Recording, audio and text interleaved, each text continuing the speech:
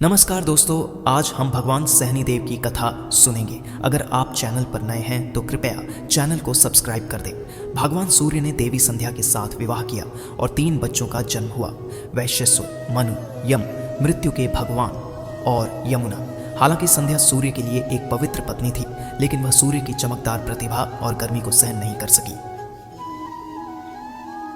इसलिए वह सूर्य की प्रतिभा का सामना करने के लिए आवश्यक शक्ति हासिल करने के लिए तपस्या करने की इच्छा भी रखती थी, या अपनी तपस्या के परिणाम स्वरूप हासिल की गई अपनी प्रतिभा को भी आगे बढ़ाना चाहती थी। संध्या ने एक औरत को बनाया और उसका नाम छाया रखा और कहा कि वह सूर्य की पत्नी के रूप में अपनी भूमिका का प्रतिनिधित्व करे और 3 बच्चों की देखभाल भी करे।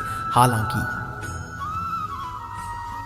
वह सूर्य भगवान के लिए अपनी योजनाओं को किसी के सामने प्रकट नहीं करना चाहती थी, इसलिए वह तपस्या करने के लिए जंगलों में चली गई। चूंकि छाया बहुत साधारण रूप से मिलती जुलती थी, सूर्य भगवान उस पर संदेह नहीं कर सके। छाया के माध्यम से सूर्य भगवान के 3 और शिशु हुए थे, जो थे मनु, शनि और ताप्ती। इसलिए शनि को सूर्य के पुत्र और यम का भाई कहा जाता है। जब शनि छाया के गर्भ में थे, उसने भगवान शिव को प्रसन्न करने के लिए चमकदार सूर्य के नीचे एक गंभीर तपस्या की।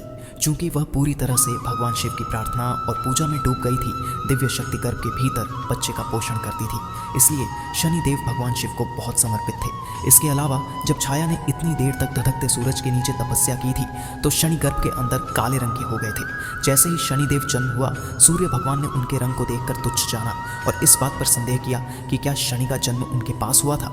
नाराज हुए शनिदेव ने जब अपने पिता पर नाराज नजर डाली, तो शनिदेव की शक्ति के कारण सूर्य भी काले रंग में झुलस गए थे।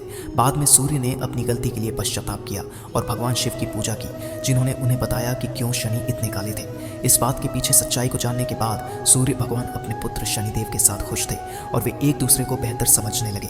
शनिदेव भगवान शिव के एक प्रेरक शिष्य बन गए और सभी ज्ञान उनसे सीख गए। शिव शनिदेव की भक्ति और ईमानदारी से बहुत प्रसन्न थे, इसलिए उन्होंने उन्हें पृथ्वी पर पैदा हुए जीवन पर उन्हें महत्वपूर्ण ग्रह का स्थान दिया। उन्हें लोगों द्वारा किए गए कर्मों के प्रभावों को वितरित करने की जिम्मेदारी दी गई थी। शनिदेव बेहद उदार भगवान हैं। हालांकि कई लोग उन्हें क्रूर रूप में देखते हैं। वह अपने भाई यम, मृत्यु के देवता की तरह इतने न्यायप्रिय है, इसीलिए वह लोगों द्वारा किए गए कार्यों के अनुरूप सही प्रकार के परिणाम प्रदान करते हैं। अच्छे कर्मों के साथ शनिदेव की प्रार्थना करने से उनके आशीर्वाद प्राप्त होंगे और पीड़ित लोगों को कम भुगतना पड़ेगा।